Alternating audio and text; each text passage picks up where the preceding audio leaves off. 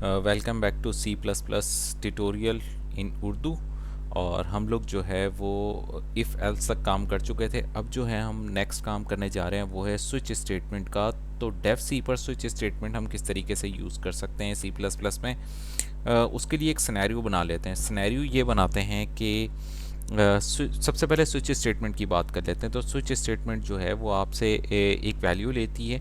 उसमें बहुत सारी जो है वो केसेस होते हैं और उन केसेस में से जो वैल्यू जिस केस के साथ ट्रू होती है उस केस के आगे वाला आर्ग्यूमेंट या फिर जो भी कोड आपने दिया होता है वो जो है वो प्रिंट हो जाता है, वो आंसर वो प्रिंट हो जाता है। तो इसके लिए एक सिनेरियो बना लेते हैं। सिनेरियो ये बना लेते हैं कि एक स्टूडेंट है, एक स्टूडेंट को जो है वो ग्रेड मिलते हैं रिजल्ट में, और वो ग्रेड जब पूछता है कोई भी उससे कि आपने कौन सा ग्रेड जो है वो लिया है, तो उस हिसाब से जो है वो कोई भी शख्स उसको जो है कमेंट देता है। तो इसी तरीके से हम प्रोग्राम भी बना लेते हैं, जो ग्रेड जब वो इंसर्ट करेगा उसमें यूज़र, तो उसको जो है वो उसके ऊपर एक कमेंट मिलेगा। तो उसके लिए सबसे पहले हम जो है वो एक जो है वो ग्रेड बना लेते हैं। ग्रेड के लिए जो हम डेटा टाइप यूज़ करेंगे वो हम 4 यूज़ करेंगे और उसके आगे हम लिख देते हैं ग्रेड। अब जो है इसमें ग्रेड सेव होगा, लेकिन यूज़र एंड से अगर मैं ग्रेड लूँगा तो सी आउट करके न्यू लाइन और न्यू टैप करके मैं यहाँ पर यूज़र से कहूँगा इंटर योर ग्रेड। तो यूज़र जो है वो अपना ग्रेड इंटर कर देगा और उसके बाद जो भी ग्रेड इंटर करेगा वो सी इन से ग्रेड में जाकर सेव हो जाएगा। यहाँ तक तो मैंने काम कर लिया जो मैं यूज़र से काम ले रहा हूँ। अब मैं क्या करूँगा, स्विच स्टेटमेंट बनाता हूँ। तो स्विच स्टेटमेंट के लिए स्विच कीवर्ड लिखते हैं और उसके आगे जो भी हमने वेरिएबल जो भी हमने वेरिएबल बनाया होता है, हाँ, उस वेरिएबल से जो हमने वैल्यू ली होती है वो हम लिखते हैं। तो पहले हम केस 1 कर लेते हैं। केस 1 में मैं क्या करने जा रहा हूँ, मुझे चाहिए होते हैं ग्रेड। तो ग्रेड जो है वो मेरा ये हो सकता है, ठीक है। ग्रेड जो है वो मेरा ये हो सकता है ए। तो मैं यहाँ पर ए लिख देता हूँ और उसके बाद यहाँ पर सी आउट कर कर मैं इसके आगे कमेंट लिख देता हूँ। न्यू लाइन में कमेंट जाए टैप करके और यहाँ लिख देते हैं you are brilliant student.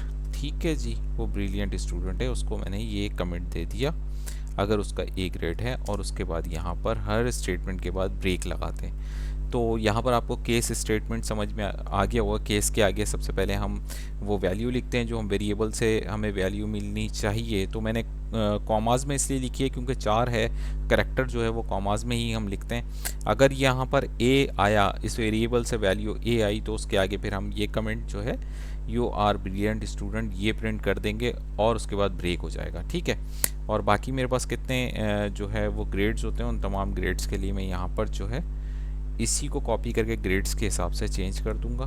5 grades, 4 grades, 5 grades कर देते हैं। तो हम 5 ग्रेड्स में यहाँ पर बी कर देते हैं, यहाँ पर सी कर देते हैं, यहाँ डी कर देते हैं और यहाँ पर एफ कर देते हैं। और इनके आगे कमेंट चेंज कर देते हैं। ब्रिलियंट की जगह बी के आगे हम लिख देते हैं गुड। और यहाँ हम लिख देते हैं गुड के बाद यहाँ हम लिख देते हैं एवरेज।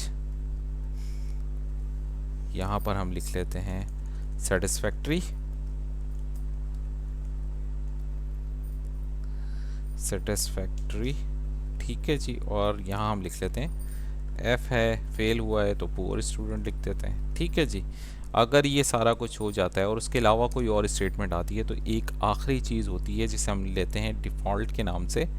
और ये डिफ़ॉल्ट के बाद हम जो कमेंट दे सकते हैं वो कमेंट हम ये दे सकते हैं, न्यू लाइन करके इसमें भी दे देते हैं, टैप करके इनवैलिड कर देते हैं, इसको इनवैलिड रिज़ल्ट कर देते हैं, ठीक है जी।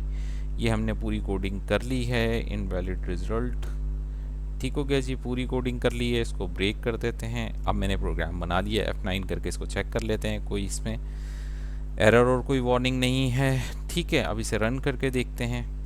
यहाँ पर मुझसे ग्रेड मांग रहा है, अगर मैं ए ग्रेड देता हूँ तो यहाँ पर देखें मेरे पास कमेंट आ गया यू आर ब्रिलियंट स्टूडेंट, ठीक है, जैसे कि हमने यहाँ पर दिया था।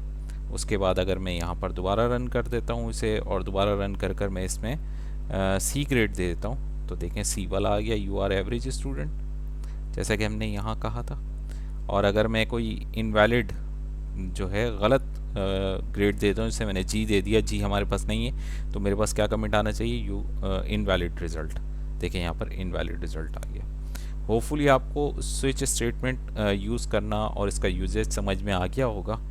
आप लोग प्रैक्टिस भी करते होंगे साथ साथ। अगर वीडियो में कुछ सजेस्ट करना हो तो लाइक करें, कमेंट करें, लाइक करें, शेयर करें वीडियोस को अपने दोस्तों के साथ।